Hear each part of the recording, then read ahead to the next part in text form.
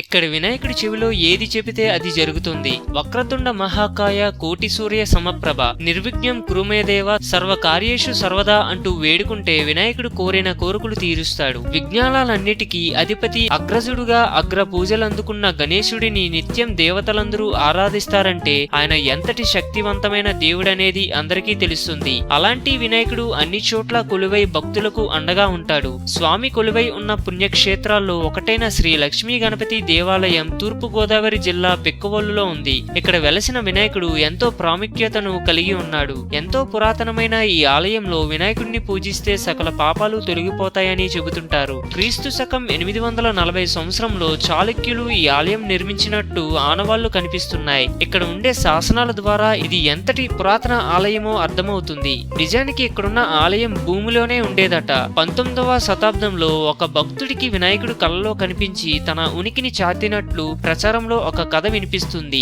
అప్పుడు ఆ భక్తుడు గ్రామస్తులకు ఆ విషయం చెప్పి ఆ ఆలయాన్ని తవ్వించాడట. ఆ తరువాత వినాయకుడు బయటపడ్డారని, అప్పటి నుంచి ఈ ఆలయం ఎంతో ప్రసిద్ధి చెందిందని చెబుతున్నారు. భూమిలో నుండి బయటపడిన తర్వాత వినాయక విగ్రహం పెద్దదయ్యిందని ఇక్కడ ప్రచారం జరుగుతోంది.